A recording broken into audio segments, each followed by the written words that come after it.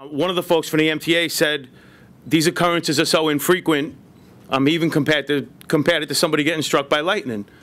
3 people a week are getting hit on the subway platforms in New York City. There are certainly not 3 people a week getting struck by lightning in New York. It's simply not true. So there's a crisis here that we believe has gone unrecognized and not given its proper attention by the MTA. So there's some very simple solutions, and the quickest simple solution that we're going to talk about, and by the way, this is Kevin Harrington here with me. He's a career train operator, and he's our vice president for the train operators division, and incredibly knowledgeable on train operations, and he'll probably be taking more of any of the detailed questions that you might ask me. And by trade, I'm a track inspector, and it's written in the testimony. I don't drive trains, and it's written in the testimony that I've spent most of my 20 years getting out of the way of trains on the railroad tracks that guys like Kevin drive. So we've put 3 quick points into a proposal that we're now leafleting the riding public about, and that we want to present here today. Slow the trains down to 10 miles an hour going into the stations. It's very doable, despite some of the fancy flow charts and simulators that were put up on the screen by the MTA. Slow the trains down, put crowd control agents on the platforms to control the crowds. Years ago, there were crowd control folks on the platforms, and 3 people a week were not getting hit by trains. And the third element that we want to talk about is putting an emergency shutoff to power in the station booths. And there are a little bit of problems with that, primarily that the company laid off about 1,000 station agents and shut down a whole bunch of station booths, and it's probably one of the reasons why they're not jumping on that as an excellent idea, because we've had situations over the last couple of years where station agents have turned off the power and have saved lives. Now, the issue, and as we take questions, or if we take questions, Kevin will be able to get into it in a little more detail than me, but the issue of overcrowding on the platforms, it's not linked to train speed. It's simply not linked to train speed. It's linked to headway between trains. So the slowing of the trains down to 10 miles an hour unto itself does not overcrowd a platform. If you have 30 trains going 30 miles an hour on 2 or 3 minute intervals, or you have 30 trains going 10 miles an hour on 2 or 3 minute intervals, you have the same amount of headway and you have the same amount of train service that's there. Now, Carmen Bianco, who I happen to think is a decent guy, he's one of the more decent MTA bosses, and I've dealt with a lot of indecent MTA bosses over my 20 years here. He doesn't fall into that category, but we certainly disagree with his assessment of slowing the trains down and the havoc that would cause on the system. It's simply not true. And I want to point out a factual shortcoming in one of the scenarios that he put forward. He was asked a question from the committee about slowing the trains down in off hours. And that takes on a particular, that should be given particular emphasis, since the company's vice president of system safety, Cheryl Kennedy, acknowledged that the highest percentage of 12-9 incidents comes between 9 p.m. and 12 a.m. So between 9 and 12, which is obviously not a rush hour situation. So it's a fair question. Why don't you slow the trains down during the period of time where the highest percentage of 12-9 incidents occur? And Carmen Bianco's response essentially was, if you slow the trains down, you still have the capacity problem that he discussed before. In other words, if you slow the trains down to 10 miles an hour going into the stations, you would still need to add more trains, and that they don't have the trains. Well, you had the trains during rush hour on the same line. You decreased train service as you went into the 9 p.m. to 12 a.m. hour. You decrease the train service because it's not rush hour, so then you cannot take the position that you don't have enough trains to add capacity to the line because you just use the trains all day during rush hour. It's illogical on the face of it, and disingenuous. They have the ability to add capacity, particularly in non-rush hour situations, and the truth of the matter is that they have the ability to add capacity in rush hour situations. That's an economic choice on their part and a political choice on their part. They can do it. The question for them becomes, is it worth adding capacity to save 3 12-9 incidents a week? and to save an avalanche of fatalities over the course of a year. So the question for the company is, do we add service and stop the daily game of Russian roulette on the station platforms with folks getting killed, actually getting killed on the platforms, or do we add capacity? Do we add capacity to stop the deaths, or as you began your conversation here today, is the cost of doing business the cost of the fare to get into the system, or is the cost of doing business the price of the fare, as well as running the risk that you're going to go into the system and get killed just trying to get to work? And our response is that the lives of New York City transit riders are worth more than the company's decision not to increase capacity on the railroad tracks. They disagree. That's at the heart of this disagreement right there. The emphasis, the company's putting an emphasis on not increasing service, and as a consequence, we see death on the railroad tracks. And the union is saying, slow the trains down. Here's some immediate, solid proposals that we're putting forth that will begin almost immediately to have a positive effect on reducing the amount of fatalities. Now, the company also spoke about long-term technological cures to the problem of the fatalities on station platforms. We're not opposed to that. But even the folks that are here today that are going to be interested in selling the MTA these products would acknowledge that this is all years away. We want to fix the fatality that might happen when I walk out of here today. That's what we want to do. And I'll say one more thing.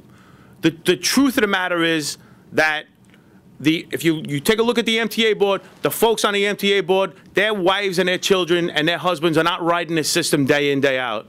They live in the suburbs. They're sending their kids to private school. They're not riding this system every day. Their mothers are not getting on this system every day to go to the doctor or go to the store, standing close to the edge of the platform so that she could get a seat on an overcrowded train and then running the risk of getting booted into the railroad track, either purposefully or accidentally. These are folks that need to get in touch with what it's like to be a worker in the city of New York and trying to raise a family in the city of New York and use this system to do it. And they're out of touch with that. And it really needs to end. We need to begin to take solid, positive steps to end the endless game of Russian roulette that's going on the station platforms. Thank you, Mr. Samuelsen. Sir, would you introduce yourself, please? My name is Kevin Harrington. My name is Kevin Harrington. I'm the Vice President of Rapid Transit Operations. I represent train operators, conductors, and tower personnel. Okay. First thing I'd like to, you want me to make comments here? Yeah, I've been a train operator for over 28 years. I've had over 10 incidents where people came in contact with my train or almost came in contact with my train. And I found that for whatever reason, why I didn't hit somebody was because I came into the station slower. I was able to stop. I was able to see the person. I mean, if a train is traveling 30 miles an hour, it takes 250 feet to stop. Okay? If a train is traveling 10 miles an hour, it takes 38 feet to stop. Train stations are approximately 600 feet long. So that means if you don't spot someone within when you first come into the station, there's almost no chance of not running someone over. The Transit Authority says it's almost as likely that you're going to be hit by lightning as hit by a train. That's absolutely untrue, but I'd like to point out a statistic. More people are killed in New York State by New York City subway by trains than are killed in New York State by assault rifles. Okay?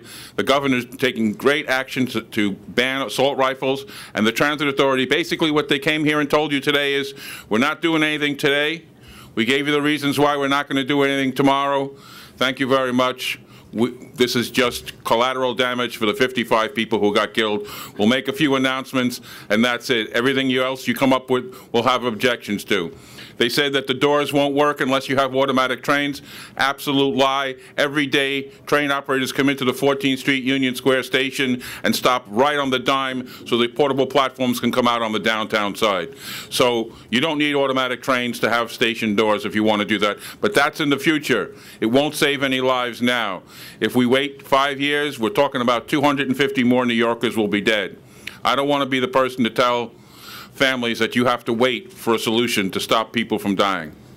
Okay? Like John said, the working people of New York are afraid of the subways because they know that these trains come barreling into the station. One of the members was here from the Flushing line. I grew up, I was born and raised in Flushing. I worked the Flushing line for years. We barrel into those stations at 30 miles an hour. A lot of them are downhill, and there's almost no chance if you fall on the off the platform onto the track of surviving, unless for some reason or other the train is coming into the station slow. The only real solution I can see right now to stop people from dying now are the solutions that we've given on the cards. Have the train operators come in slower, have more platform conductors, and have the ability to turn the power off now in that station by the station booth. Everything else the Transit Authority has come here and told you is obfuscation and pie in the sky. Okay? They're not going to save anybody. They walked out of here with no plan to stop anybody from dying this week, next week, or next year.